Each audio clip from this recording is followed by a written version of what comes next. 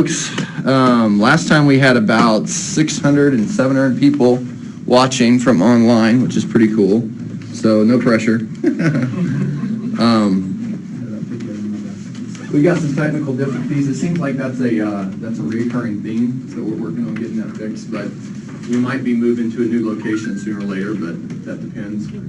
Hopefully going to get this projector. We're obviously using used equipment here, so. Welcome. Thanks for coming out again. See some familiar faces. My name is Corey Boatwright. I'm over here on House Kings side. I've completed over 1,000 real estate transactions and have a portfolio of houses here in the greater OKC area. I've also discounted over $50 million in bad debt from short sales. How many people know what a short sale is? Raise your hand. Yeah, so if you don't, short sale is nothing more than whenever a lender agrees to accept less than underlying debt. So if you had $100,000 owed, lender accepts $50,000, that would be a short sale, and did lots of those in 2008, 9, 10, 11, and really haven't done many in the last couple of years for various reasons. I also run a coaching information business, and that's been going fantastic. It's one of my greatest passions in the world to be able to teach people how to have financial freedom from doing real estate. So the question is, do you have financial freedom, Corey? And the answer is yes.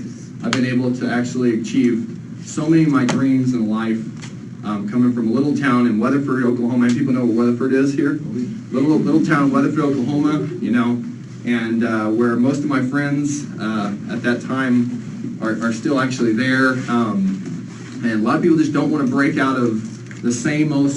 And so I had a great ambition in life to do real estate, and it's been something that's been tremendous. And one of the reasons that we talk so much about Flip My Contract, which you'll hear in just a little bit. Also host Real Estate Investing Profit Masters podcast. How many people listen to podcasts?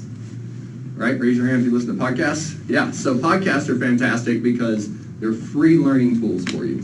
Awesome. So I encourage you to, if you haven't listened to a podcast, to go ahead and get on iTunes and download Real Estate Investing Profit Masters podcast. I think we're on episodes 15 or 16 right, 14 right now. How you doing? Welcome. So hopefully we'll see more people kind of rolling in here. One of the things that we like to do is really just have a heart for education. That's what this meetup's about teaching real estate. What I kind of do with the business here, working with Speedy House Buyers, is I handle a lot of the marketing transactions. I really just make the phone ring and focus everything on that. Luke and Sean. Luke's back in the back right now. He's doing. Oh, there he is. Luke's there. Luke and Sean are in Speedy House Buyers. They've flipped over 150 house contracts combined in 2.5 years. They are full-time investors, and they're flipping 3 to 5 contracts a month right now. Actually, our goal is to get that up to about 8 to 10. But I'm going to go ahead and introduce Sean. You want to go real quick? And Luke, you want to do the same? A lot of you have met Sean before, and Sean and I actually met through a Periscope. So actually right now, while we're doing this, we'll probably have, our goal tonight is to have 1,000 people watching, which is pretty cool. The power of the internet, right? It's awesome. Yeah. And so there's a lot of things you can do with the internet to actually build up your real estate business. And one of the ways that we've been able to leverage that is using Flip My Contract. So you want to talk about that just a little bit? Yeah, I'm sure most of you guys have heard of Flip My Contract. FlipMyContract.com. So if any of you guys have a house, you're able to get under contract, but you're not, confident that you're going to be able to move it in time, or you're not confident in your buyer's list, you can upload it there, get our feedback. We can joint venture with you, help you move it. We've got an extensive buyer's list. We move quick, cash, so we can help you guys get those deals done. FlipMyContract.com if you guys want to check it out. Yeah, so we had, where's Jared? Jared in here? Yeah. There he is, Jared. Jared made like $7,000 gross, and we split it half and half, right? And Jared's 21 years old? 24 years old. Close. Never did a deal in your life, right? Never did a deal. Found a deal, locked it up, couldn't find a buyer, sent it over to flipmycontract.com. We blasted it out because we spent a lot of time and effort building a relationship with buyers. In a couple of days, we had it sold. So good amount of money, and it has closed, has it not? Yes, it has. Yeah, so There's the proof in the pudding. How about we give Jared a hand, by the way? 24 years old, that's awesome, man. So congratulations again on that. And we want to do more. We want to see more people using flipmycontract.com. We've actually had some interest from people around the country that say, hey, I'm in California. I want to buy houses in Oklahoma, right? So we're kind of exploring what that looks like. We didn't really think about that in the beginning, but Luke was, we had a meeting, and Luke kind of mentioned that it would be interesting to see if we could leverage, remember that conversation? If we could leverage Flip My Contract national. So we've been kind of exploring that a little bit. So come on in. Come on in. Luke, you want to come up? You want to come up? Gotta go flip the slide. Okay, flip the slide. So we have a manual flipper tonight. Instead of a click, we have a manual flipper. Tonight we're going to talk about, the slides are going to flip here in just a second, but tonight we're going to talk about live seller calls. We're going to do live seller calls while you're in the room. How cool is that? It's awesome. We've had a lot of people ask about this. Super excited about it. And Josh is going to get up here in a little bit and rock it out. Josh is really in charge of all the sales calls. Josh is the ninja negotiator, and he's the one responsible for locking up a lot of these deals. You're going to hear how he does it. You're going to hear the ways that he does his positioning. You're going to hear about the 4 personality types, and that's one thing I really want you to pay attention to. Once we do these in just a second, I want you to pay attention to the 4 personality types, and because it makes a difference whenever you're talking to someone, you know how they respond and how they're going to be accepting your offer whenever you're talking to them about it. So on the last meetup review, marketing. How many people have been to all the meetups so far? A couple people. How many times this is your first meetup you've ever been here for? A couple people, right? Cool. We're supposed to have more people. A lot of people said they were going to come to this meetup more than any other meetup, which is awesome. But so we might have some more people just kind of roll in here. But I don't know if this is going to work or not. One of the first meetings we had, we talked about marketing. So one thing I talked about in real estate is you're not in a real estate business, right? You're in a marketing business. And why do you think that you're in a marketing business instead of a real estate business? Anyone? Why? None of us have a real estate license. No, you have a real estate license? Well, no, you don't have to have a real estate license whenever you're flipping contracts per se. But why do you think that you're in a marketing business instead of a real estate business? You don't have to pound the streets. What's that? You don't have to pound the streets yourself to find a house. You have to pound the streets. Put your brand out there. Use your brand. What else? That's the only way to get business through marketing. Only way to get business through marketing. That's right. How people are going to know about you, right? How people are going to know about you if you don't have your marketing out there. Okay, we do over 30,000. Oh, we got our slides working. We do over 30,000 postcards a month. We actually want to find a way to get it higher. So how's anybody going to find us if they don't know about our marketing, right? So I don't know if you've seen our postcard or not. Have you seen Speedy House Fires? Have you seen House King? Have you seen those postcards before? A lot of them go out there. I promise you the motivated sellers keep seeing them over and over again. And by the way, here's something you might want to write down. Most of the time, okay, motivated sellers are going to remember your colors over your words. Your colors over your words. So when you are creating marketing pieces, make sure you have something that's going to stick out. You know, there's a girl around here that does, what's her name? That does something houses. Grandma buys houses. Grandma buys houses, right? Easy to remember, right? Grandma buys houses. That's fantastic marketing. So think about that. It makes a big difference. And you want to be memorable. That's really what marketing's all about. You want to be memorable. Make sure that you stand out so people know who you are. Who that is running for president right now is the best marketer? Trump. Why? Why is he the best marketer? He's no nationwide for one. No nationwide. He has a show. What else? He's outrageous. He's memorable, right? Yeah. Whether you hate him or love him, he's memorable. And that's the point I'm going to make. Marketing is about being memorable. All right. Get momentum and keep it. And pick a niche and dominate. When you have momentum, what happens is all of the other things that you're going to do in your business become a lot easier. Now, why do you think that's the case? Whenever you have momentum, why is everything else in your business become easier? Anybody have an answer for that? Whenever a boulder's rolling downhill, right? It's so much easier for that boulder just to keep on going than to stop, right? Because it's got momentum, right? And the reason is because whenever you have that momentum, then you have this, you tend to also have focus too, okay? And in this business, I promise you, you're going to have about 50 different things that are going to try to take you off your focus, right?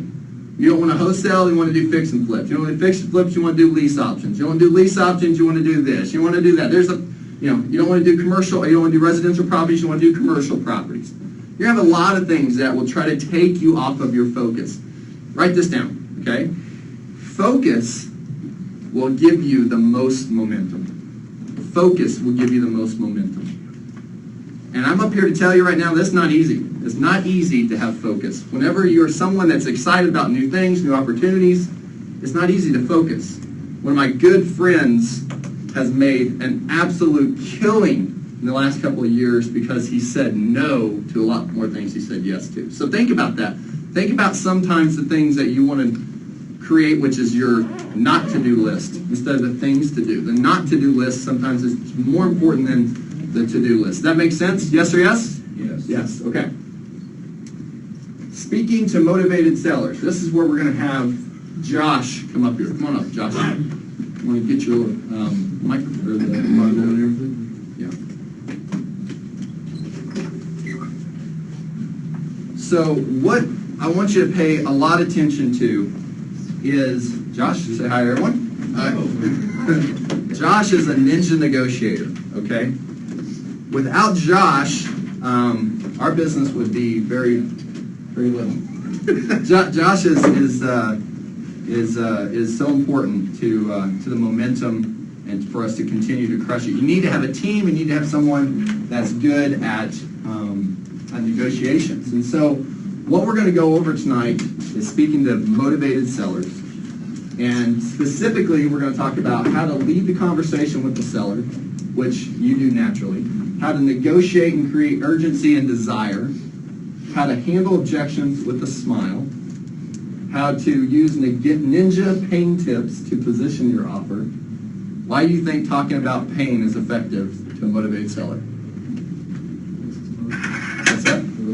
The reason for selling. It elicits emotion. You want to talk about the reasons of why it's painful for them to keep the property, right? You don't want to, like a hot potato. Tell me the reasons why you need to throw the potato to them, right? So pain is one of the biggest things that you can talk about with your negotiations. And Josh is naturally good at negotiating with all of these techniques. I want you to kind of notice which ones, hi, how you doing? You want which ones he uses more. How to determine the 4 personality types for maximum effectiveness and much more. Do we have a slide for the personality types? We do. Just a second. You are going to want to make sure to write these down. And it's going to make a lot of sense, these personality types. Can you see this right here? If you can't see this, I'm gonna tell you it's kind of blurry. But yellow is amicable, okay? So an amicable type of person is very gentle. They're very soft. They're very goal-oriented usually too. They're very much givers. They love to help people. So what occupation would someone like that be in? Nurse, doctor, nurse, teacher. All of those are considered amicables, and we call them the koala bears. So an easy way to remember this is just attaching an animal to it. Okay? So the yellow is the koala bear. The blue person is the expressive. They're fun, fun, fun. Everything's fun. They're flirty. They're happy all the time. They're just like, Josh, thank you so much for calling. Oh my gosh, yesterday I did this. It was the greatest thing ever. I took my kids over here. Do you have kids, Josh? I have kids. I have 3 kids. So they're all like fun, right? We call them the monkey. And they're really fun. They're outrageous. They're loud, typically. And they actually are risk takers too. Now, what would a weakness be for a monkey? Right? They talk too much. Right? They talk too much, right? It's hard to get a word in. Right? What would be another weakness? Poor follow-up. Right? They're always happy, they're always doing something, they just forget what the heck they just did. Right? So poor follow-up. So definitely want to write these down. This is going to help you in a big way. This next one over here is the analytical. They're the green. We call them the owls. Now, what would be an analytical type of person? IT. Engineer. IT. What else? Attorney. Attorney. Researcher. Now, attorney can also be on the red here, but researcher, right? So we just think of them as the Einsteins. So what do you think an Einstein's going to do when he's on the phone? Okay, so tell me again, where have you been before? How many houses have you bought before? When are you going to close exactly? Tell me again, what's your name? How do you spell your name again? Okay, what exactly, how long have you been in, I mean, they want to know exact specifics. They're going to be analytical about things, okay? All right, and the next type here is the red, or we call them the sharks, all right? And they're the dominators. Now, is Donald Trump, which one is Donald Trump? He's a shark, right? He's a red. He's a dominator. An attorney would be typically like a litigator would be someone that is red. They are aggressive. They're highly aggressive. So we call them driven. They're just they're drivers. They drive everything. Okay? Is this helpful? Okay, so next time that you're on the phone, pay attention, if you wrote these down, pay attention to the type of person that you're talking to, okay?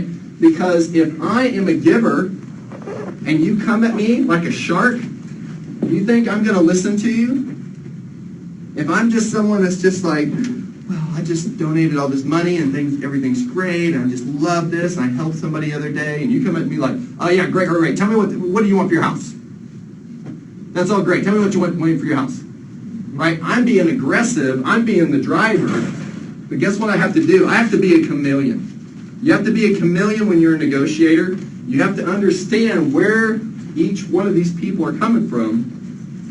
And if you're going to talk to an analytical person, guess what? The analytical person is going to respect you a lot more if you ask a lot of questions back.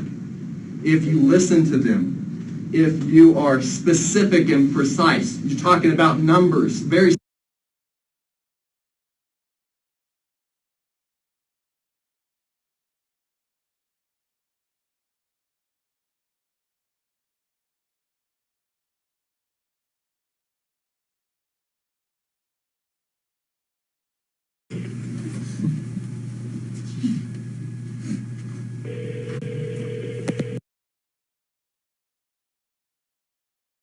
You can just click that arrow on the right to go to the next one. Start at the bottom. Yes, sir. How often do you follow up, like in terms of, since you kind of put it in their court, since you left a message, how often do you consider following up, since that wasn't really, I mean, it was a contact, but wasn't a contact? We mark ours for attempted callback 1, attempted callback 2, up to attempted callback 5. Theoretically, we want to try and do that every single day, but sometimes we get an influx of phone calls, so we fall a bit behind, but we try and do it every single day until the 5th phone call, I believe. Is that what we decided? And then we put them on a 2-week to a month follow-up after that. And you leave a voicemail every time? Yes. But you got a 1 out of 5 chance they may call you.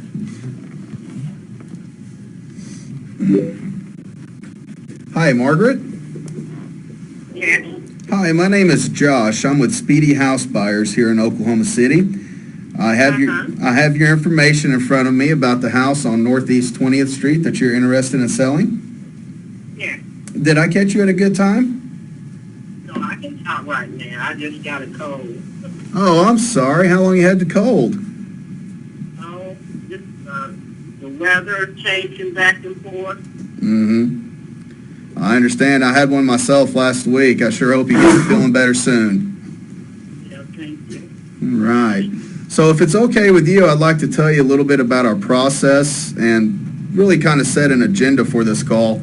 The first thing I'm going to do is ask you some questions about the property and your situation. The more information I know, the better offer I can ultimately make you.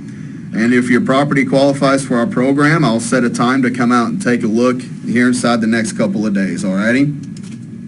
Okay. Now, this is very important, but if at any point you feel like we are not a match, I want to let you know it's okay to say no, and I will do the same. Does that sound fair enough? Okay. All right. So what can you tell me about the house? I don't know what year it was made in. I know it was when it was my grandparents' house. Okay. So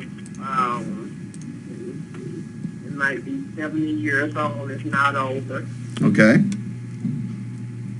So I got it in the will from my grandmother when she passed. Oh, I'm sorry to hear about that. Right now, my sister's staying in the house. Okay. And the taxes are paid up. When I got my last tax paper, I think it was around $20,000. Okay, and that was the county's value on the house? Yes, I think that was the value they put on there. Okay. Taxes are being due again, at the end of December. Okay, all right. How many bedrooms and bath is it? 2 bathrooms, basically 2 bedrooms, but my grandmother used one of the bedrooms as one of the sitting room as a bedroom. My sister used it as a sitting room, so there's two baths, 2 bedrooms, sitting room, a living room, a dining room, and the kitchen. Oh, okay. Do you know about how many square feet the house might be? I have no idea right now. Okay. I have to get try to go online to look it up. All right. And you said your sister's living there now. How long has she been there? She's been there going to 6 years. About 6 years, you said? Yeah, about 6 years, 7 years. Okay. And is she paying any kind of rent, or is she just keeping the property up?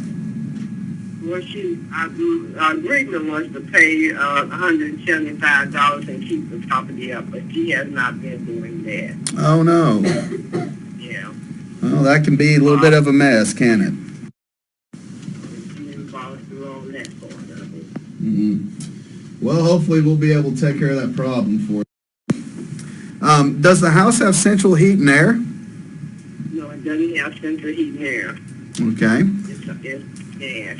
Okay. And have you ever had the house listed with a realtor? No.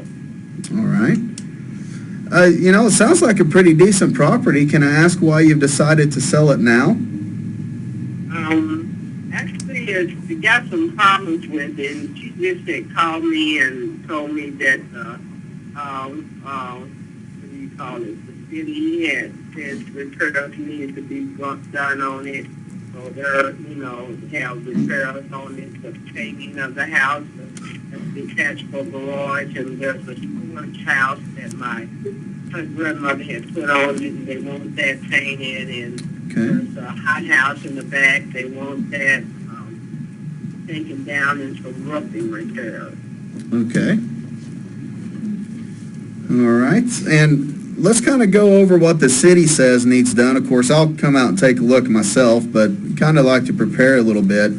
The first thing, perhaps the most important, is you said that the roofing will need to be done. Does it need a whole new roof, or did the city give you any indication as to what was going on there? There is at what used to be the front porch. My grandmother enclosed it into a room, a little sitting room like thing, and that's where the roofing problem is. Okay, so the roof is an issue just on the front porch, correct? Yeah. Okay. Do you know how old the roof on the rest of the house is? I have no idea. Frankly, I have not been back to Oklahoma for about 4 years. Okay. Where are you living now? I'm in Texas. Oh, great state of Texas. Tyler, Texas. I've been through Tyler a couple times. Okay. All right. How's the weather down there right now? Is it getting cold or is it staying the same? Well, it's been going back and forth right now. It got up to 60 on Thanksgiving. It's supposed to be 70. Okay. At nighttime, it's dropping down to, last night, I think it was like 39. Oh, wow. That's pretty cold for Tyler, Texas. It's supposed to be like in the 50s. Hey, it's going back and forth. Mm-hmm. Well, that's kind of what it's doing here in Oklahoma. You never can tell what's going to happen with that weather. Yeah. Well, hey, back to kind of what the city was saying the house needs. Does it need both interior and exterior paint, or is it strictly exterior? Exterior, they're saying exterior. All right. And you said it's been quite a while since you've seen the house, right? Yes. Okay. Let me ask you, would it be possible to get me in touch with your sister and then we can set a day that I could come out and take a look and put together an offer for you guys? Yeah, I have to call her, and she tells me she works. She's only off on Sunday. Okay. And if she works, I don't even know her schedule, so I have to get with her and tell her to call you so you can get in. All right. Well, I'll tell you what, let's try that once or twice, and if that doesn't work, would it be okay if I got her number from you and called her myself? Yeah. Okay, good deal. Now, let me ask you just one or two more quick questions here. I know the county said that it's worth $20,000, but it does need quite a bit of work. And, you know, at the end of the day, we do need to make a little bit of money on everything we do. Just to tell you a little bit about what we offer. We are a cash buyer. We take care of the title work and the closing fees. And we typically close inside of a month if there's no issues with the title work. That being said, you know, you're not going to have to pay realtor's fees or anything like that. So knowing that you're out of pocket zero money, what is the best price you think you can give me for this house? Well, you're saying, repeat what you just said, with me being out of pocket? Yes, ma'am. We're going to make sure that you have to pay no money out of pocket for us to buy the house. We're going to cover all those charges for you. And we're going to move very quickly for you as well. So we'll help take care of the issues that you're facing here, kind of with your sister and everything. And it'll come off your plate. But that being said, what do you think the best number you can give us on this house would be? I don't know, maybe offer. I hadn't really thought about it.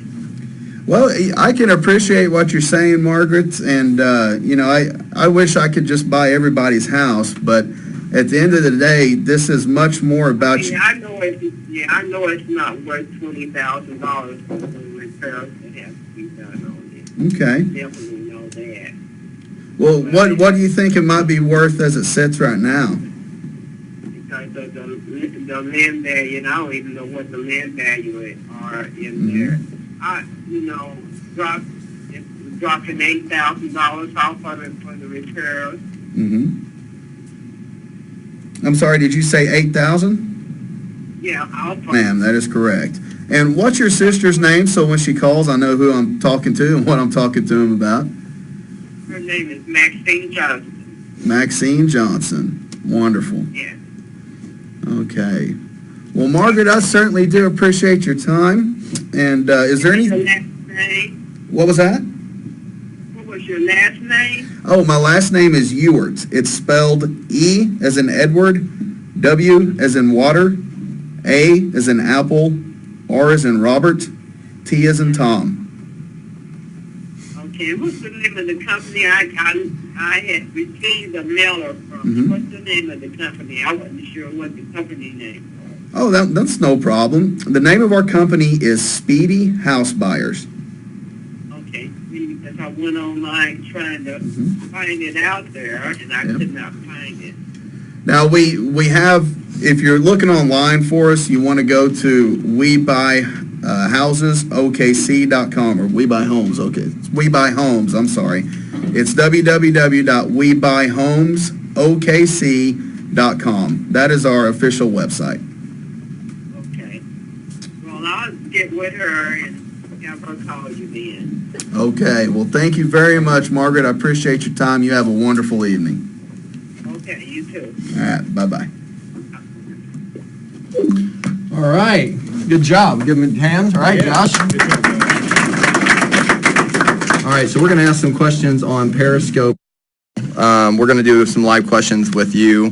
We've got quite a few people on here. If you want to ask Josh a question, go ahead and just type it in. But I want to just kind of get some feedback from the room real quick. What do you think that Josh did well on that call? He emphasized with her.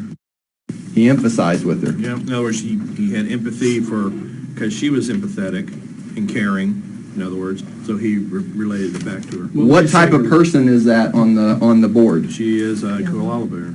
Would everybody agree she's a koala bear? I thought she was an owl at the end. She's an owl she was at the end? yeah. She kind of, but mostly she was a caring person. So interesting. So you can have two different types. What we're looking for is the primary, right? Would you say she's more of an owl or she's more of the koala bear?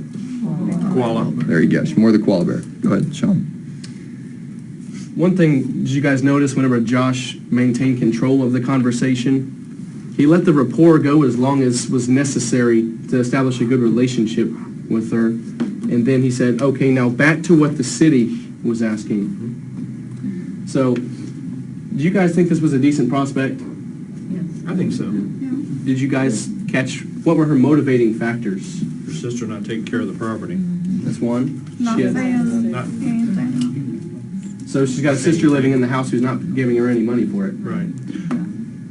What else was going on? What's that? Roof Roof issues, repairs. repairs. Yeah, so the city is sending her notices that she needs to make some repairs. Yep. What's the biggest one, though? She's out of state. Exactly. Notice how he allowed her to tell him what was wrong with the property and why the property's not worth what she was told it was because of those repairs. He didn't come out and say that. He led her to come to that conclusion on her own. And she gave a dollar amount to take off. She gave $8,000 off the top, and this is a situation to go back in, further negotiate your position on it.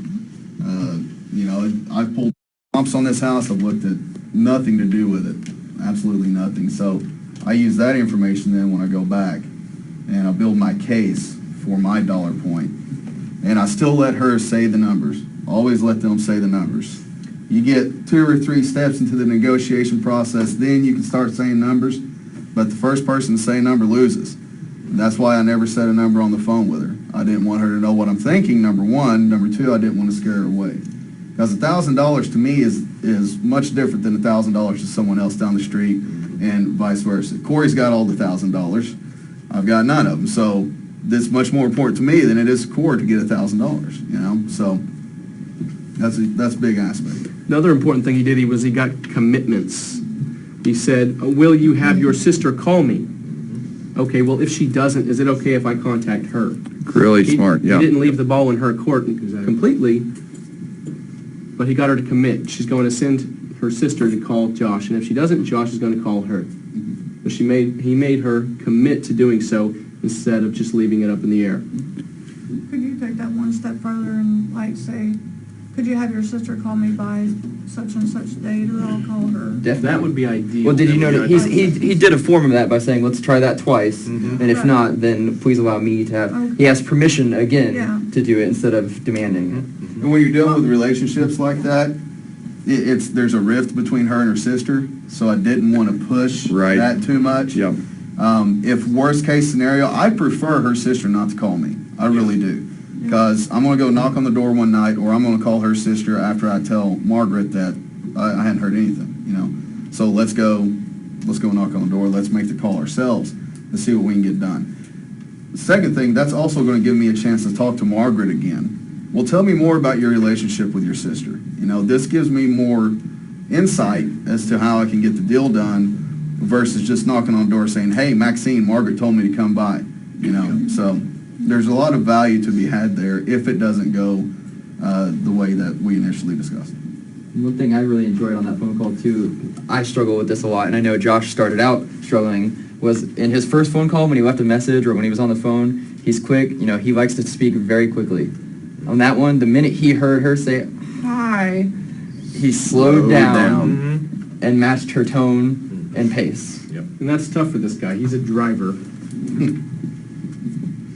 like how we set the parameters for the conversation at the beginning to let them know how this is going to flow and what this is going to look like. It's not going to be a forever going conversation. And also the fact that we're looking for a match here, so we might not fit you, you might not fit us. It's not like, please give me your house. It's like, you know what, this might not work out in the end for us, so good luck to you. To that point, it's important, she didn't want to give a number at first, but he made it known that we might not be the best match. It's okay to say, we don't want to waste our time coming out. We don't want you to waste your time making an effort here if we're going to come out and offer $2,000 and you're wanting $25,000. And the other thing I noticed that's very important to state is we're here to make a living. So there is, we're going to try and give you the best deal, but we are also here to make an income for ourselves. So he set the parameters that you may offer this much, but it may not match what we need to make a reasonable earning. But that goes back to an ideal, and that's real important. If I came to you and I said, I'm not going to buy what you want to sell me because I can't make enough money on it,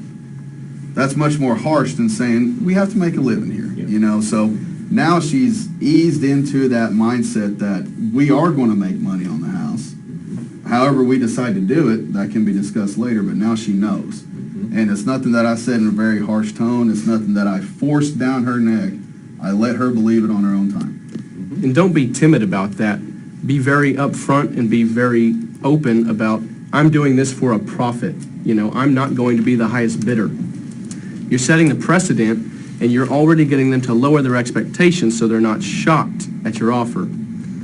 If you don't set that precedent, you're going to get all the way to the end, and they don't know you from any other retail buyer. You've got to drip on them slowly and get their expectations in line with yours so they know where you're coming from. And the also thing is, and that was always very important, is no out-of-pocket money for her. Yep. That's a big seller. I mean, there's a lot of people who will say, don't profile, don't do this, don't do that. But look, if I can gain an edge, I'm going to gain an edge. And it's very obvious to me that Margaret does not have a lot of money, just by listening to her talk and the way she talked about things. So use that. Don't use it in a negative way, but use that to your benefit and make sure that people understand that you can help them with that situation. The other thing I said was, I'm going to help you take care of your issue with your sister. There is an issue there. Once again, we're going to get into how much of an issue later, but I'm solving problems for her. Yes. I'm not giving her anything to worry about tonight. Only thing she's got to do to make this happen is get her sister to call me. So there he's probing the pain points, and he's starting to drip some solutions, some ways that he might be able to help. He's bringing up the pain and then showing how he can ease it away. And that's a ninja negotiation strategy that we're talking here is whenever you come up with something that's painful, make sure you provide some type of solution that makes them feel good, right? So if you're talking about something about the roof, well, the good thing is that we'll go ahead and buy the house with the repairs needed on it. It doesn't matter what that roof ends up costing. At the end of the day, we'll take care of it. We just want to make sure we have an offer that makes sense for both of us today. So whenever you're positioning your pain point, just make sure you're being intelligent on the reason that you're doing this, because you have a solution that you're going to provide them, and it's going to make them feel good about it. It's another little tip. Yeah. One question here from Periscope. Go ahead and ask a question real quick for Josh. If you have a question for Josh, we're going to go ahead and answer it live. Go ahead and just type it in, and I'll put it in front of Josh, and he'll answer it. Great scope, great point about the pain and solution. You guys rock. Okay, accolades, we appreciate it. Everybody's here, we appreciate it. Ask a question. The other thing I can't stress enough, guys, no matter how fast you can type, and how good you're on a computer, and what software you use or anything, get a notebook, one notebook, carry it with you everywhere you go, write everything down. Because ultimately, if you have any kind of success in this, you're going to get so busy that you start losing things. So keep them all in one spot. Okay, so 2 questions. How long should a conversation take? And how quickly do you offer a number to them for what you want to offer, the price? So how long should the conversation take, Josh? Conversation, it depends. The ideal that you have is that you want to qualify or dequalify your prospects as soon as possible. So if it's a situation where, you can kind of tell that the person you're talking to is off-putting or they want full retail value for the house, that conversation needs to be over in 4 minutes, maybe 5 max. If you are building a rapport with the person and it looks like a good prospect, have a 20-minute conversation with them. It's only going to help you. It's not going to hurt anything. And the second question was what? How long should you stay on the phone with them? No, how long before you make? How long? Oh, that would depend more on a business model than anything else, but for what we do and flipping contracts, you don't want to make an offer until you're face-to-face if it can be helped at all. Now, the lady I just spoke to, she's in Texas, so I'm going to have to spend a lot of time on the phone with her to get her to trust me. And then at that point, when I feel comfortable with making her an offer, when we've talked about some numbers, I will send that to her via email or mail, however she wants it.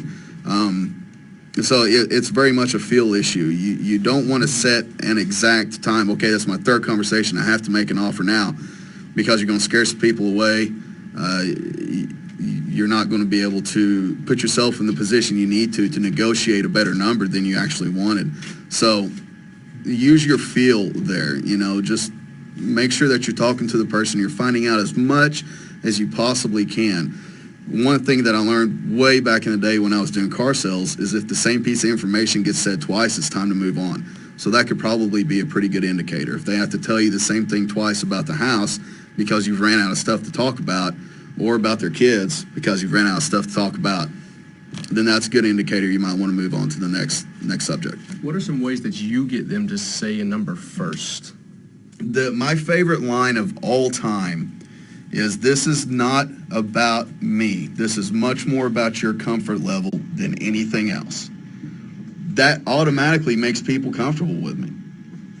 If I said, I'm a funny guy, you're going to wait for me to prove it. But when I put it like that, then you're comfortable with me because I'm not pushy. I'm not making you uncomfortable in any way, shape, or form by giving you that number. So what I want to do is I just want to delay that as much as I can. And look, come up with your own stuff. This is not about taking advantage of people, but it is very much about positioning yourself correctly. So let them say the price 100% of the time first. Hold them off as long as you can. A good way to do that, once again, finding ways to talk to people, is building that rapport with them. And if you can hold them off just a little bit longer, then you're going to get a number out of them. I got a number of 8,000 for repairs. So from 20, we're down to 12 right now. She told me 12. She doesn't think she told me 12, but she told me 12. Okay, so, delay it as long as you can. Make them talk about anything other than numbers. If they start pushing numbers, change the subject, get off the topic. We've been going through some training at our office that says the less you talk about numbers, the better off you are, and that is so insanely true. I can't even stress that enough to you guys. If you go in and now there are exceptions with the shark and everything else, but if you say that number first, you have set the parameters of the negotiation. And if it's too low, they're scared. If it's too high, you've lost money. All right, you guys ready for another call? Yeah? Let's go ahead and do this one. Question. You said you didn't look at the information on that property at all. Is that typically how you do it? Like, you don't get the comps and figure out at least what makes sense for the conversation to see if they're just in outer space with their numbers?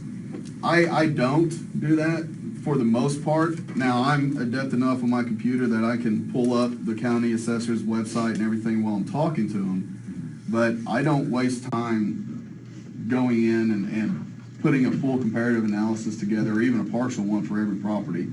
You're going to spend half an hour doing one lead if you do that. Josh has about 40 to 80 calls to make any given day, so he's got to be efficient.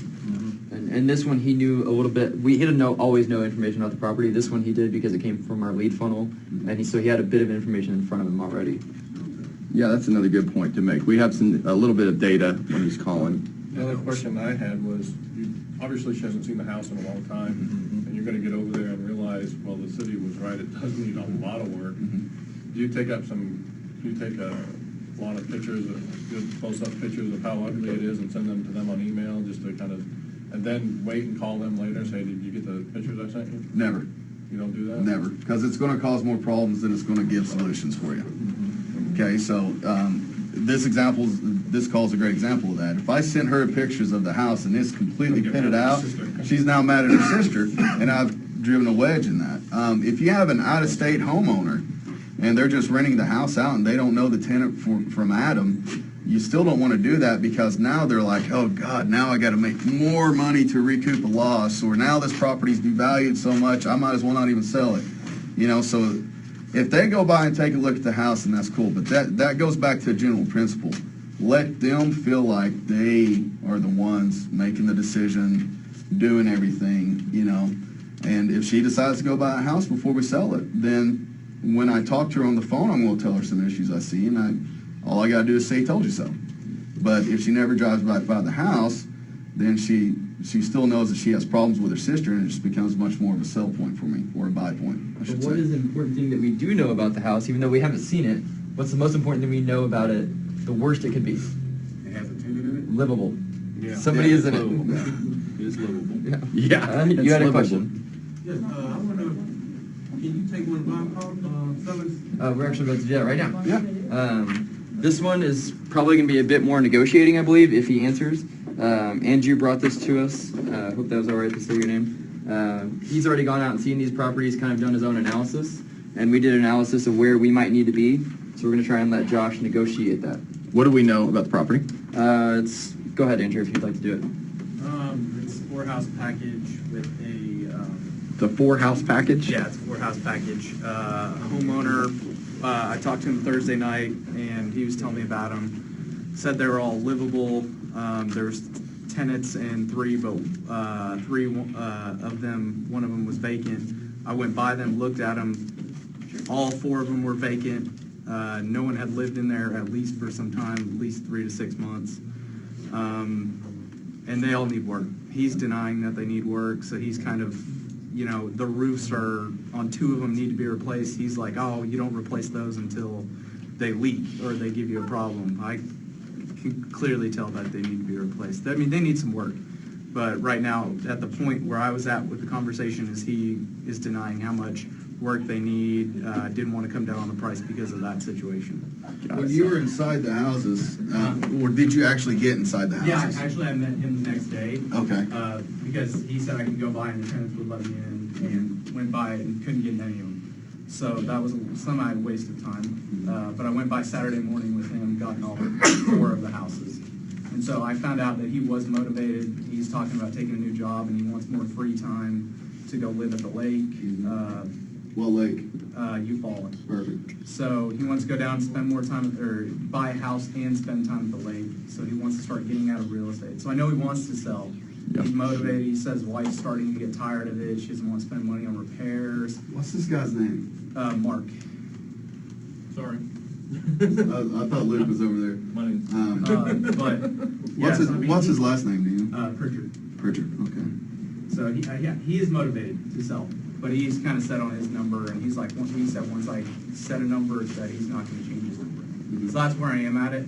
Now, why would somebody say that? Once they said a number, they're not going to change the number. By the way, have you ever said that in your life and changed your number? Mm-hmm. Why did you change your number? Circumstances change. Circumstances change, and what else?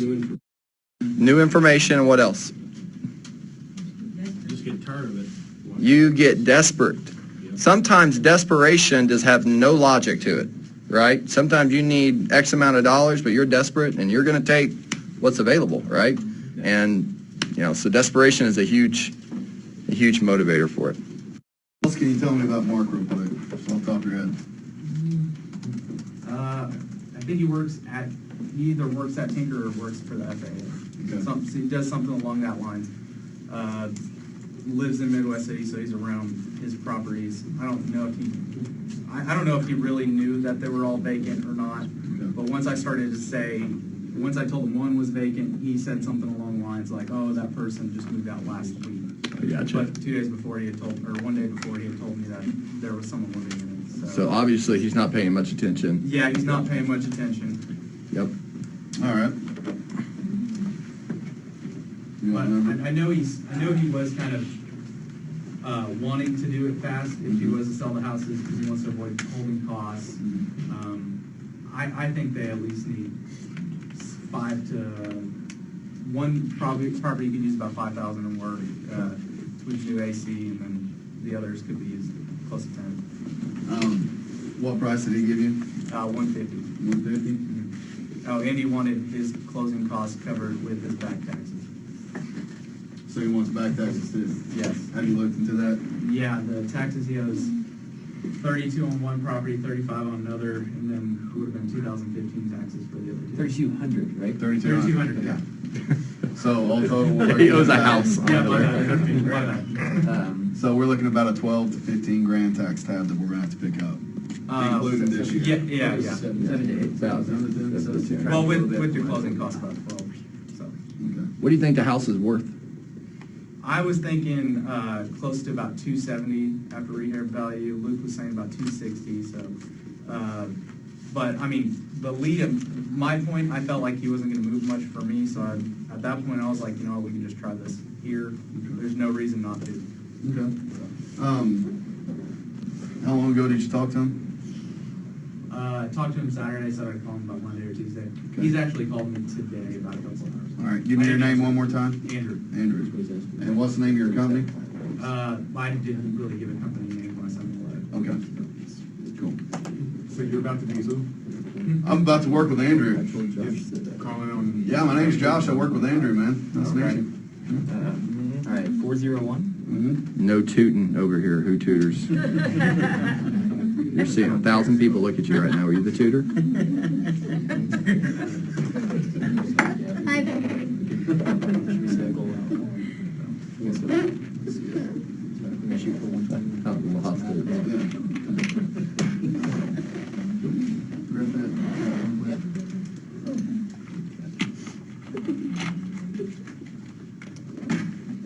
You ready to roll, Josh? Let's do it. Let's do it.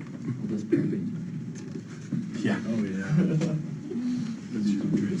Yeah. Thank you.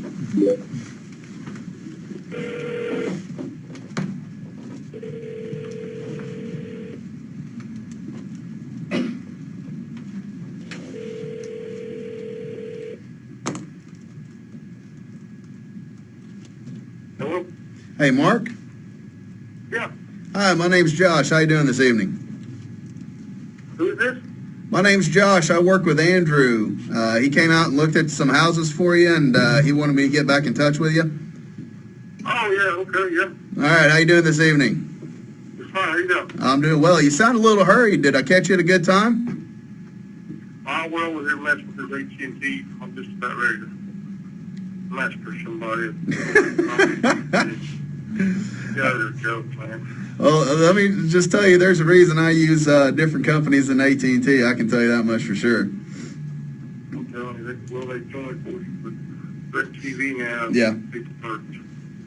Yeah, there's been a lot of. My neighbor's actually a installment tech for AT&T. Their cable package here, and they just went through a bunch of training on that, doing the DirecTV stuff, and he absolutely hates it. So I don't know what the thinking is there, but who knows? You know, millionaires making millionaire decisions, right? Yeah. They're just, I don't think they know, they don't think right hand over left hand doing on the company, but Yeah, that's probably true. Well, hey, yeah, Andrew wanted me to get in touch with you about these places. Both he and I have taken a look at them. He drove me by them earlier today. Just to make sure I have the addresses correct, we're talking about 4625 Southeast 23rd, 5813 Southeast 3rd, 6128 Southeast 5th, and 4305 Southeast 17th. Is that right? yeah, 4305 something. Okay, good. I understand that you're renting these properties out. Is that correct? Yeah, I've been renting them out. Okay. How long have you owned all of them? Just kind of an estimation. Oh, I've been renting them out for the last probably 10 years or so. About 10 years? Okay, good deal. All right. Can I ask why you're wanting to sell them now? I'm getting ready to retire. I'm just wanting to unload some of them. Want to get me a place down at the lake. Oh, yeah? Yeah. What lake is that? You follow, we used to have a place in Arbuck. We're going to get you a place you follow now. No kidding. My in-laws got a place out on Longtown on Eufaula. Oh, yeah? Yeah, absolutely. Long town. We're looking for that, and then we're looking at around 600 road area. Okay, yeah, I'm from too. I used to do a little out by Eufaula, and there are a lot of properties for sale out there right now. So you probably got your pick of whatever you want, right? Yeah, they're just, I want to say like under $100,000, but I won't buy anything like it's right over the water, and I gotta have a boat ramp. We have boat docks, so. You got a boat yet? Yeah, we got a deck boat, so. Oh, okay, all We right. got jet skis, we got 2 jet skis and deck boats. But I've had them over, you gotta load them up. Well, Mark, I'll tell you what, I'll help you get them out to Eufaula if you let me ride them around for half a day. How's that sound? Yeah. All right. Good deal, good deal. Well, hey, you know, what I'm really looking to do here is kind of establish what we can and can't do for you on these properties. And I'm very encouraged because, once again, I know kind of what you're looking at out at Eufaula. There's lots of places out there where you can get a boat slip or a dock if you don't already have one on the property. And with what I'm thinking, we're going to be able to make that a reality for you. So let me ask you, you know, when I went by those houses earlier today, they didn't look like anybody was in any of them. How long have they been vacant? That's what I was telling him. I don't think, there may have been one of them vacant for 30 days, but most of them been vacant for less than 2 weeks. Less than 2 weeks? Okay. Yeah, because I was surprised if they were even vacant. They had a couple of tenants leaving here recently. So they just picked up and left on you? I'm sorry? They just picked up and walked out on you? I did so, yeah. You know how they are. Hey, you better make sure those rent checks clear. Oh, yeah, they don't have any, that's why they're both want to pay rent, because they don't have any, they just keep throwing money away. Yeah, I hear you. Well, you know, I wasn't able to go inside the houses, but Andrew gave me a little bit of information about what's going on there. Before we touch on that, how much were you gaining every month in rent from these properties? Only which ones? Well, I mean, just a rough estimation for all four. I mean, were you renting them for $500-600 a piece? Kind of what were you looking at? No, the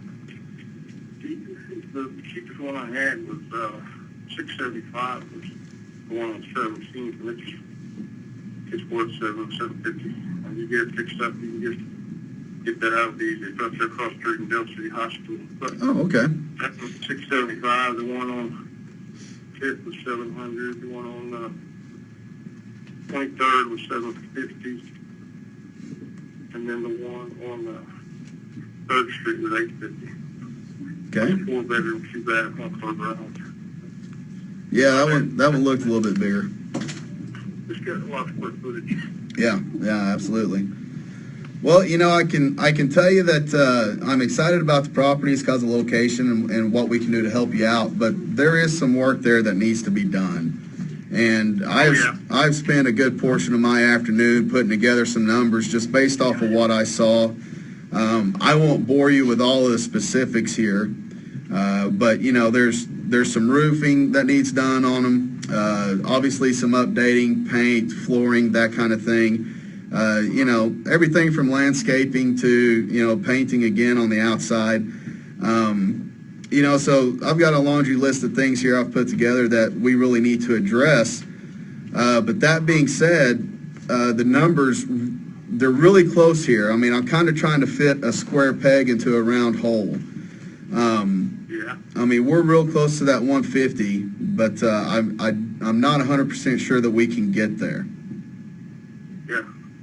Well, like I was telling him, I mean, I can just sell one of them at a time. Okay. If you guys are going to make me a deal on one of them, then we'll do that if you want to buy 4 or 1 or 3 or whatever. But, well, make no mistake about it. You know, I do want to buy all 4 of them. I buy as many houses as I can, and you know, that's my job. That's what I do to make money. That's how I earn a living. So, you know, if you had 5 houses, I'd want to buy all 5 of them from you. But at the end of the day, the numbers have to make sense on. Go ahead. I'm sorry. I said I've got a couple more I maybe want to sell for long. Okay. I want to get that lake house as soon as we can. Oh, yeah, absolutely. Well, let me ask you this. If you sold these one at a time, how long do you think it would take to get you out to Eufaula? How long would it take what? If you sold these one at a time, these 4 houses, if you sold them one at a time, how long do you think it'd take to get you out to Eufaula? Oh, it'd probably be springtime before I got them all sold or later. Okay. I mean, I put some money in them like you guys are going to do. I put some money in them and then get some actual cash out of them. But just like flip them would be just like buying. Okay. Wholesale and then flipping them. But, Sure. Now, you said you put some money into them. Do you have kind of a number about what you think all the houses combined would need and work? How much I would put into them? Yes, sir. Yeah, I haven't even really thought about it. I mean, I just do one at a time and Okay. I'd go from there. Well, you're a pretty quick worker. If you can fix them up one at a time and sell them and be out Eufaula by spring. I don't know anybody else can do that. I've got 4 or 5 guys that work for me and they do roofing, they do a little bit of everything. So yeah, I can get it done quicker than that. But Well, I'm saying, get them sold, well, on the market for 60, 90 days. yeah. Well, what do you think you'd have to spend just to pay those guys to work for you? Forget about the cost of goods, but, just paying those guys to work for you for, 30, 60, 90 days, what do you think that might cost? Well, I wouldn't pay them that. No, I'm just saying that's how much it would take. No, I wouldn't pay them that. They can't get it done in a week's time, what I want done, and then they're not going to work for me. I mean, I get stuff done quickly when I'm not to do it, but I'm just saying the close one and have it on the market sold, it might take me 90 days. Oh, okay. All right, I see what you're saying now.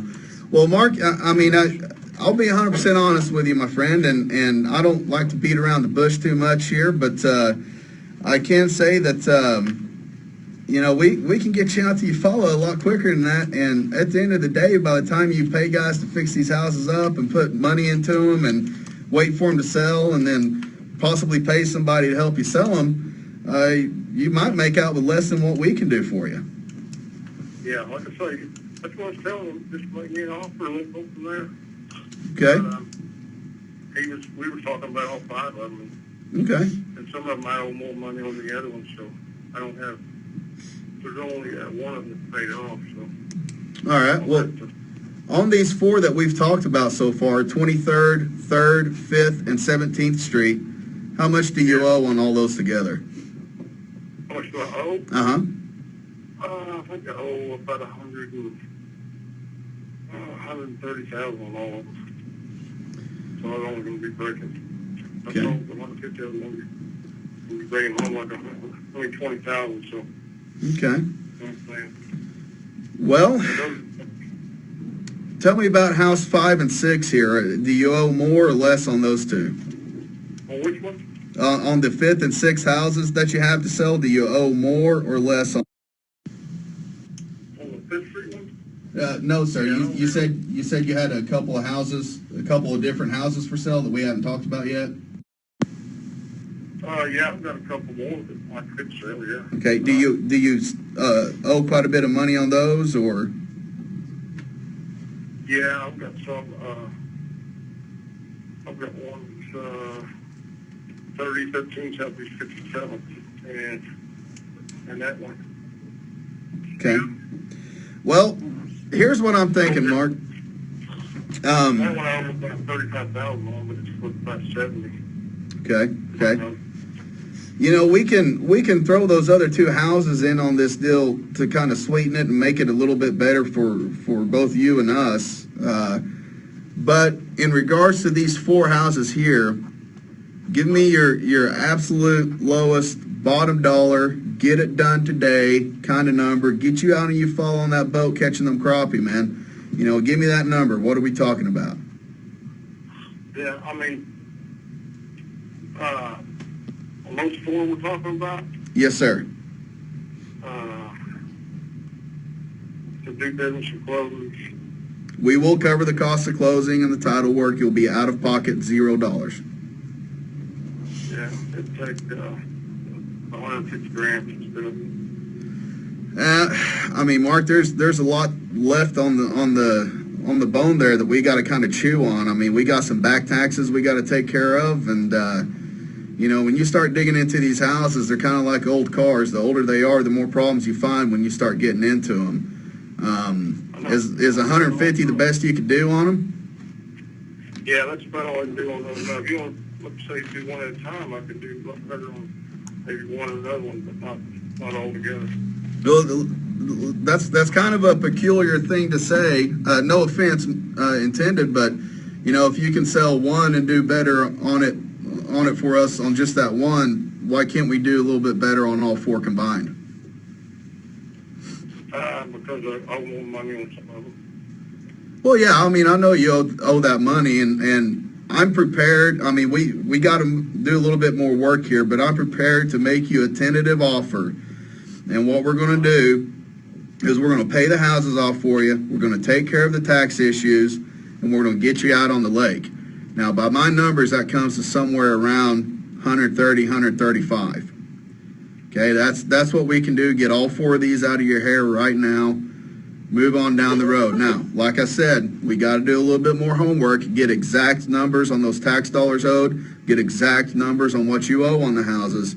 But if everything shakes out the way we've been talking about tonight, we're prepared to do that for you.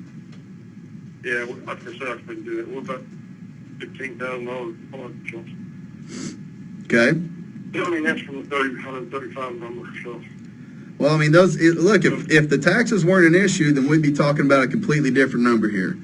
Well, we have those taxes that we got to be concerned about, and you can't get around the fact that everything needs some work done to it. One house in particular, the HVAC is going to have to be replaced.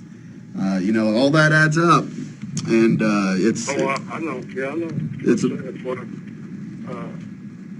That's what I say. I might just end up keeping myself from renting my account, but I'm really looking to sell them, but I'm not going to get one. Well, let me ask you this: if we split the taxes down the middle, okay, we took care of half the taxes and you took care of half the taxes, where do you feel like we would need to be at that point?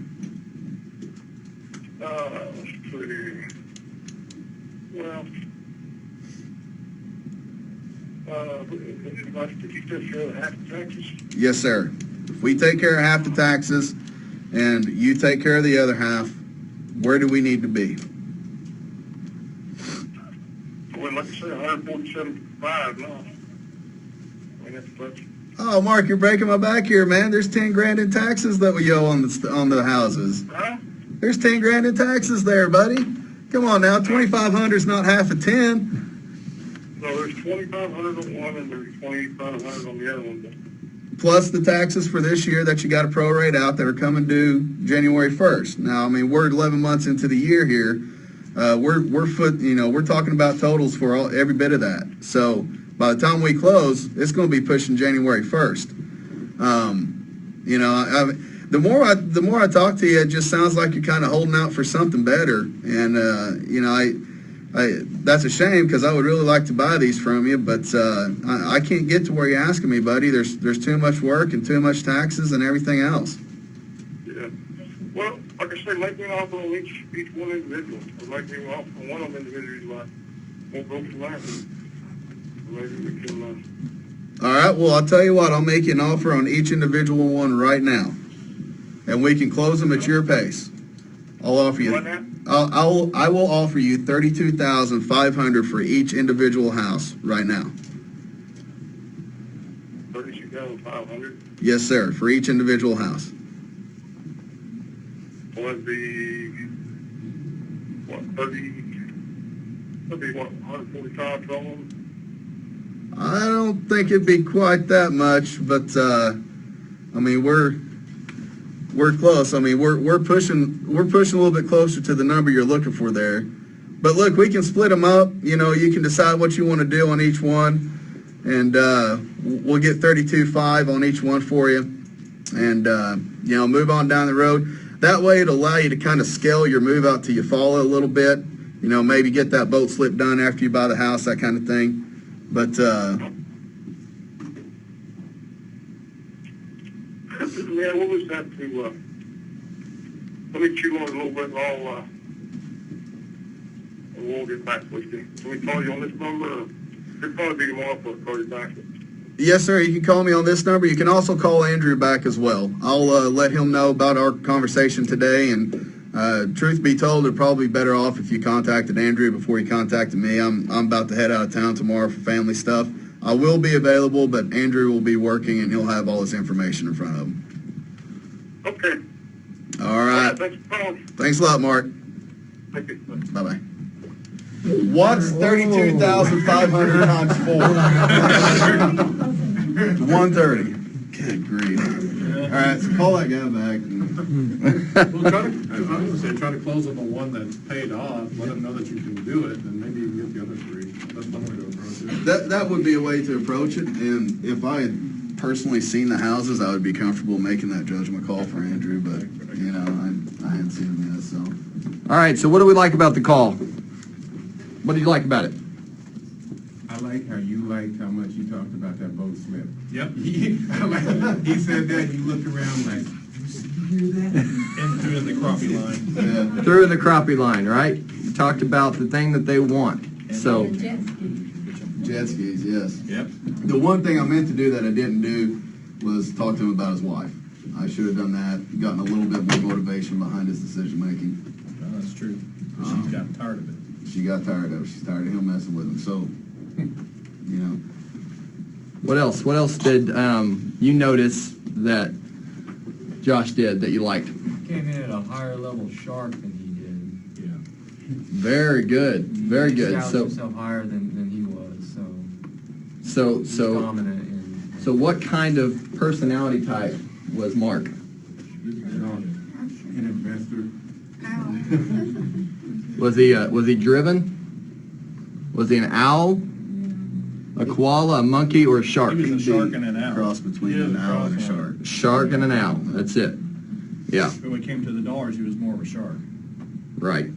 But an uneducated one at best. Yes, Right, for sure. right. So, I mean, He has no good clue grief, what he someone has. tells me 32.5 times 4, I'm writing it down and I'm doing the math. So what would happen if Josh was just like being being submissive to Mark? You think he would have respected him more? He would have come off $2,500. He might even have raised the price, right? He might even 150 just a little bit. he might have sensed weakness, just like a shark does, sense the blood in the water, right, and go right after it. So it's really important what you just said, Jared, is that whenever he recognized that he was a shark, he stepped up to that shark level even a little bit higher without being with being respectful. You know, he was like, hey, you know what you're here to do. I know what I'm here to do. Let's talk about it, right? What could have Josh done a little better? Well, the wife part. The wife Part part, of that's definitely a major key. But right? The wife part, yeah. He didn't give anything more about the wife for him to really jump on, except for the one statement. He might have taken that personal and hung up on it. That's true. That's true. Well, he yeah. might have taken it personal when I told him he was breaking my back, too. Yeah. Yeah.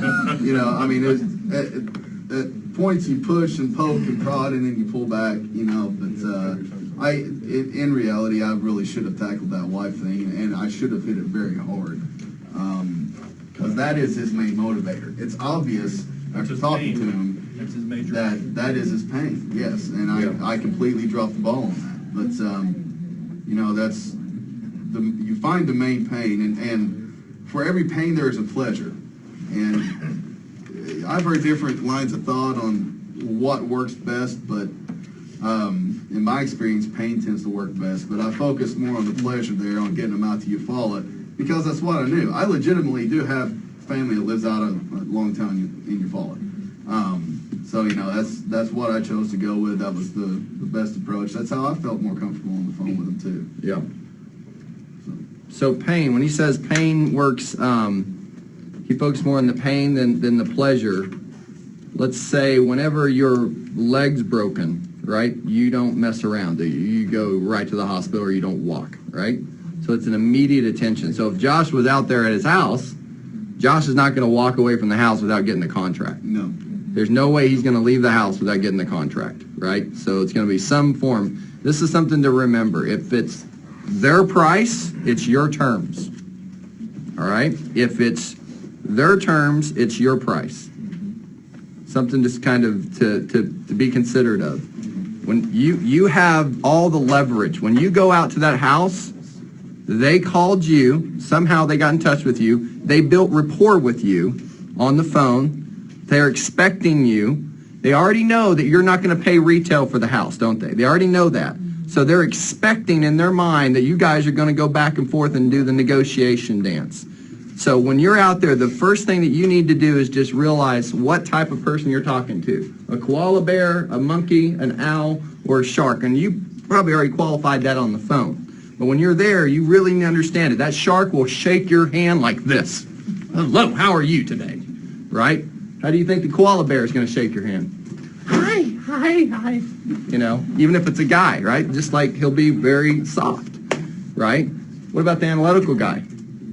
Nice and firm. Hello, how are you? Right? Very short, right? This person right here, the koala bear, will hold on to you for a little bit. It's interesting. All this personality stuff, I know it sounds crazy, but it really does make a big difference. When you asked about the taxes, even if he was to say 5, like if they are going to be 10,000 taxes, like all right, I'll go to 145, then you're just using that just to negotiate more, or you're just trying to see how flexible he is, which he obviously wasn't. A little bit of both, and if I can get them to 145, then when it comes time to get down to the, splitting of the hairs, basically closing, I can probably negotiate them down a little bit more. So, at that point, yeah, I really wanted to see how flexible he was and what he was willing to do. But then again, you can present yourself more issues by doing those things, so you got to be prepared. And my comment to him was, come on, 2,500 is not half a 10. Yeah. Hit him with some truth. I said it with a smile on my face. Right. But hit him with some truth. That's not half, man. Come on. Yeah, one thing he was trying to lead you to, he kept trying to say, break him up, make me an offer on one. Mm-hmm. He's a shark, he's quick, he's a driver, he wants to get down to business, bottom line. Yes. He wants to get rid of one of them. If he can't get rid of all of them, he wants to get rid of one. Are there any vacant? They're all vacant. And I think splitting up is going to end up being the best thing anyways. It's Yeah. 150 divided by 4, what is that, 37.5? That's almost 50% off as it is. Yeah. So really, it's not a terrible deal. It is the taxes that's killing it. Right. Especially for a landlord, it's not a bad price, but trying to get it at a wholesale price is a different story. And he's not an idiot. So breaking it up and trying to get one down to 32.5 or 35,000 to where you can try and flip it for 40 is going to probably be easier than a package deal on that. Yeah. This might also be his third year behind on taxes. They're going to go to tax sale. Yep. Yeah. How many years? That's right. Tax sale on 2 of them already. There you go. Then the date's been set. Yeah, that'd be good to talk about. Be careful with the tax sales too, because those will. Well, I'm just saying, Yeah. he's got more motivation. More motivation. Yeah, you're going to lose it and going to get Especially nothing. if there's one that's free and clear. You had a question a while ago? Yeah, you were saying earlier, the person who names a number loses, and then you were the person who named the number in this. That was a little different because we already knew what Yeah. His number was. Yeah. I made him say 150 before I said a number. Yes. I think He he validated needs it. some money to buy that one. How much money did he need after all this is said and done? 130. How much money did he really need? He owed 130 on it. What did he need? 20 grand. 20 He grand. wanted 150. He owed 130. The whole conversation is $20,000. It's $5,000 a house, isn't it? Right? So that's a lot easier to negotiate chunks of $5,000 than it is $20,000 one chunk, right? So think about that. Think about what they really want. What He they're. wants some money to pay these taxes, and then he's not gonna be so concerned with selling the other one. Yeah. Because that would definitely keep him from his lake property, that's for sure. Yeah.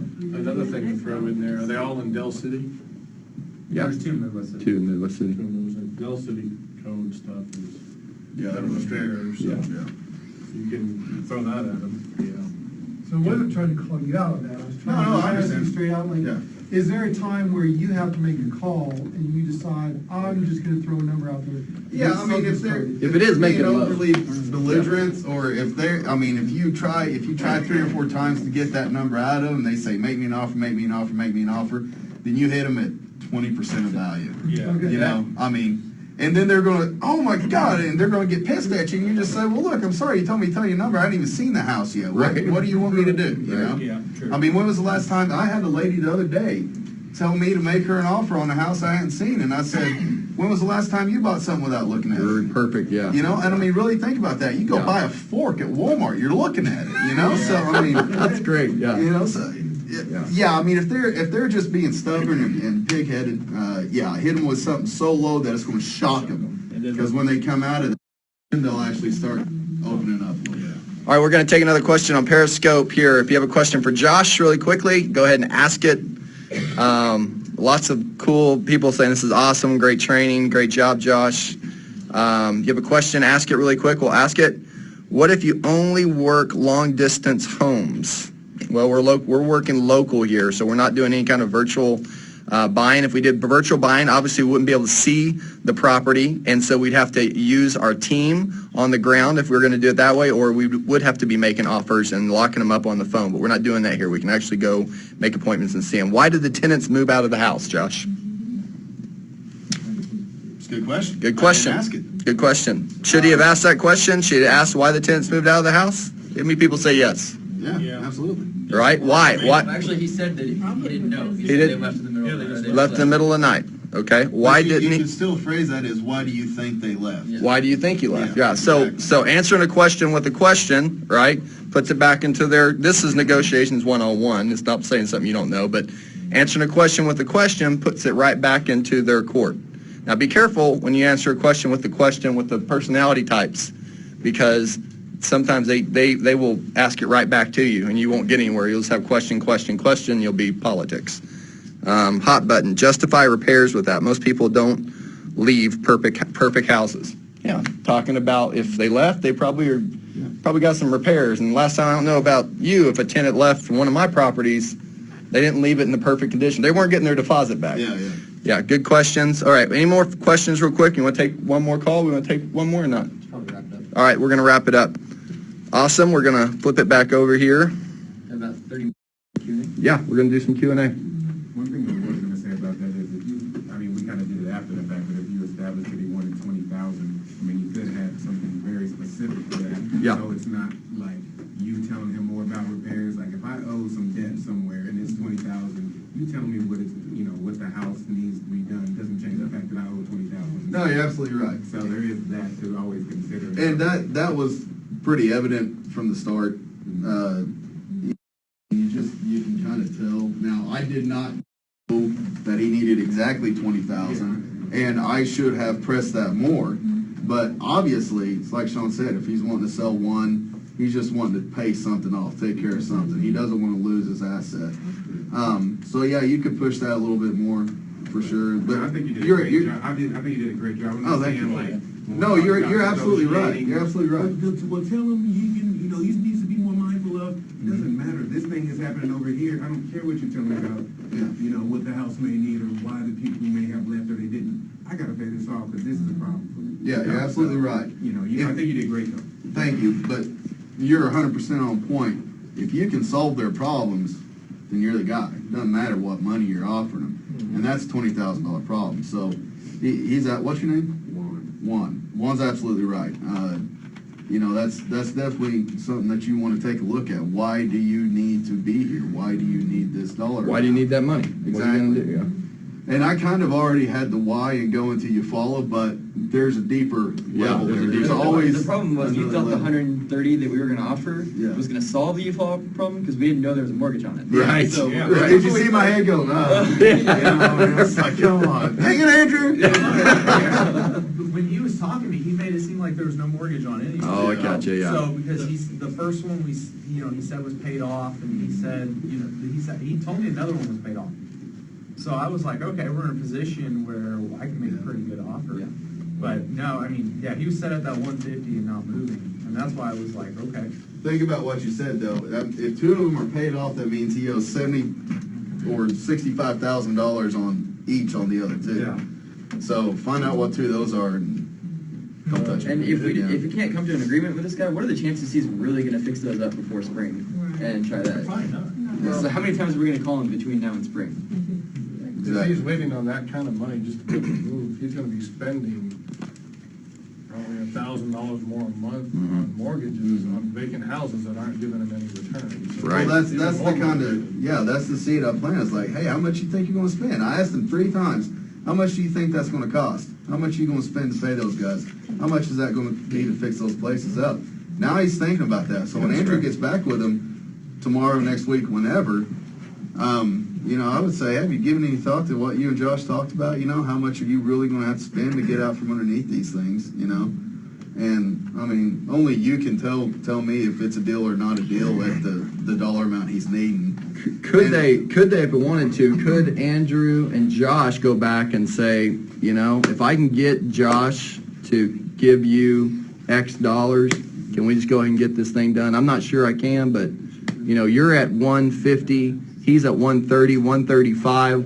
What's the difference? 7,500? I mean, really, it's $15,000. If we can just split it down the middle, I'm not saying he can, but if he will do that, if he'll split the difference between you are where he is, can we just get the deal done? Couldn't you use Andrew and Josh as a kind of bad cop, good cop? Then that's what you should do. Call him up tomorrow and be like, look, I didn't hear what you and Josh talked about, but, you know, just kind of give me a brief rundown and then apologize for me. Apologize for me 2 or 3 times. And then rephrase what I said using your own words. Could you also go and leave a contract? Someone put this on, this is not something I'm saying, someone on Periscope is saying, I'm like, oh, okay, I'll flip it over there, they can't see me. Could you go and leave, thanks, a good suggestion, could you go and leave a contract with him? So he actually now has a contract, he's thinking about it, right? And it's a lot different from someone saying they're gonna do something. The contract's right in front of you that says 7 days to make a decision, or 5 days to make a decision. So does urgency change an offer, yes or yes? Oh, yeah. Right? Why does it change the offer? You want the same amount of money, but what is it? Something about the urgency is it's not ever going to, you know, right now, I know I can get it, right? I know it's the guy's at my door, the contract's here. I know if I sign it, I don't have to think about it anymore. I don't have to stay up. I don't have to think about it, all this stuff. So when you have something physical in their hands, that's why that works. Good job. Very good. It may not be a wholesaling question, but if he's already facing a possible tax sale on 2 of the properties, is this a case where maybe you want to have him talk to the lender about the possibility of a short sale? If he's already facing a tax sale and a date is set, there's no way you're going to get a short sale done before that. The max they'll set a tax sale date out is 6 months. Well, and actually, there's a difference between the tax sale and the sheriff's sale. Yeah. So the tax sale is once a year in June, I believe, early June. So that's because he hasn't paid 3 years for the taxes. The sheriff's sale would actually be a foreclosure process. Yeah. So And they have to start a list pen. They have to start a whole process. Usually have to be at least really 3 payments probably not behind. going to negotiate. I mean, Yeah. they're going to be in first position at the sale anyways, right? Yeah, and it's not that he's being foreclosed, he just Right. isn't paying his taxes. Yeah. And realistically, when someone's talking about repairs on a home, if I don't have the money to pay 3 years in arrears of taxes, I really don't know how realistic that whole conversation was. Right. That he was having with you, so. Yeah. Yeah. Laura and myself have a contract already. Yeah. However, we forgot the profit, the numbers for the profit out of it. How do we go about, how can we go about that? How can you go about, I don't understand the question. Are you saying you need to rebuild your offer to put your profit back in? Right. Is that what you're saying? Yeah. You gotta renegotiate with the seller. Even though he went down on his asking price? Yeah, absolutely. The contracts you sign are not set in stone done until there's a signature on them. So, go back, renegotiate. Does it have an inspection clause? Well, no. Ma'am, did you have a question? Well, I was just gonna say whoever mentioned the contract, that might be a good idea, because if his wife's tired of him dealing with it. Yes, yes, she's absolutely. She's gonna be like, Sign it. Sign it. Sign it. That should be the money. Sign it, Mark. Yeah. She could be that, like, Right. point that drives Yeah. it home and says. Yeah, that's good, for sure. You know, you're not gonna have a Yeah. leaves before it's Oh, yeah, she'll have to, here's my signature, put yours on there so we can do this. Yeah, sign it. But she doesn't have to sign it till closing. Yeah. You know, and as long as you get one of their signatures, then you can press the flesh as much as you want, but having that extra push from the spouse is a huge deal. And why is that though? There's a bigger reason why that is. You know why? It's because of certainty. The value of certainty is, I mean, you can't even sometimes put a value on it, right? If you know for a fact that you're going to get that thing sold, it's done, it's over with, I mean, there's a huge psychological part of that just goes, that's easy, like it's going to be water. Water flows to the place of ease, right? So that's the easiest point. So that's certainty really is a huge value. Also, he wants to be able to sleep at night with both eyes closed. Both eyes closed, right? I'm sorry, I got one more question about that. Even if it's REO, does that? Real estate owned? Yeah. Then, you know, I mean, what position or who is in the position to be the seller? You're going to have to go talk to them, whoever that is, whether it's a bank or a private person or a company or whatever. You got to go talk to them and renegotiate your price. I mean, you're not in business to just move paper around, you know, so, and I mean, however much you want to make is what you need to do on it, but definitely go back and renegotiate before you take the next step trying to move that contract. You got to get that done. I mean, it's just going to come back to bite you if you don't. We would never tell you what to do or what not to do, but I wouldn't advise against the first thing you're trying to do, wholesaling REO properties. Right. Because you're going to be doing it through a realtor. Yes. Right now, there's a lot of competition. They're getting bought at asking price. Yes. The best deals are off-market deals. It can be done. It can be done. I've seen it done. Right now, we're probably not in the market for something like that. You probably get pretty lucky to do one right now. And you have to know a lot. You have to have 2 realtors involved because you're going to need a realtor. Proof of funds. Yep. You're going to need all sorts of things. These banks aren't messing around. Yep. They're not just. They're going to. Who's Joe Blow off the street to them? So. Remember the equation that we use for getting your profit to you? Remember it? Does anybody remember that? It's worth, market, repairs, profit, right? That's the acronym. Worth, WMRP. Worth, let's say it's 100,000. Market, here in Oklahoma, typically most cash investors are going to buy somewhere between 65 and 70 cents on the dollar. Repairs, we use what number for repairs? $12.50. $12.50. So if it's 1,000 square feet, $12.50, 12,500, and then you add in your profit from there, which we start out with 10,000 usually, and then you work from there. Yep. Go ahead. Yes, where do you get the contracts from, like the legal documentation and like have the options and all the other things? We actually have a very simple contract right there in the Facebook group that you can get. We'll give it to you if you haven't already been a part of the Facebook group. Now that you're here, you can be a part of the Facebook group. Yep. But make sure you leave us your email. What about the short sales? Why did you quit doing short sales? You know, well, one is I was working with a title company for many, many years that we closed several hundreds of transactions. And the owner of that title company came to me and said that there's a lot of files being investigated. And I know that I hadn't had any of my files investigated. I was crossing all my T's and dotting my I's, had an attorney involved whenever I was doing the deals. But there was just a lot of things in part of short sales that I wasn't feeling comfortable with, the more and more that they were getting more red tape involved. So they were asking you to hold the property for a certain amount of time. And I already had a buyer lined up. They're basically saying that whenever you come and you make an offer on this property, you don't need to have a buyer lined up, right? And so I had to kind of fib and say, oh, I don't have a buyer lined up. You know, I'm buying the property. I could do whatever I want, but I really had a buyer lined up. So I just got to a place where it wasn't worth it for me. The other thing is short sales are fantastic. Made the most money I ever have in transactions in real estate and short sales. They just take a long time. So some of my files, it would take 2 years. It would take 2 years to close a transaction. Now, that's why you have to have, 45, 50 short sales in the hopper and have deals closing like every 3 weeks or something. But it takes a while. It takes time to build up. So it was just, it was just taking a long time, and really got to a place where I had a negotiator that was doing a lot of the negotiation, but some files would blow up too. So at the very moment at a time of closing, all of a sudden, the lender would find out that your buyer is buying it for $20,000, $30,000 more than you sold it for, and they break the deal. So for me, it was just something I didn't. I just wondered, because we have an offer in on a short sale. Yeah.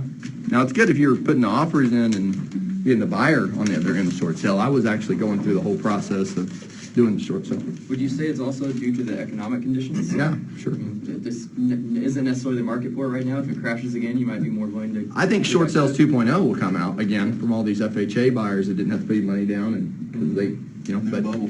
yeah, another bubble. But here's the thing: there's no faster way. If you're already involved with real estate, then that's fine. Go to another level, learn something new. But for I don't know how many people in the room, have flipped a house, one house. Okay, look around. Keep your hands up.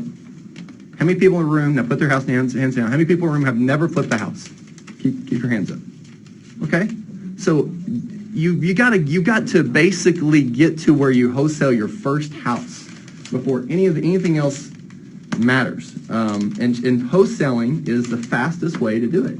It's the simplest way. You don't ever have to have any of your own money because you've got a buyer's list of people that are waiting. At least we're your buyers. If you learn how to put the deal under contract, we will find a buyer for you, or we'll buy ourselves.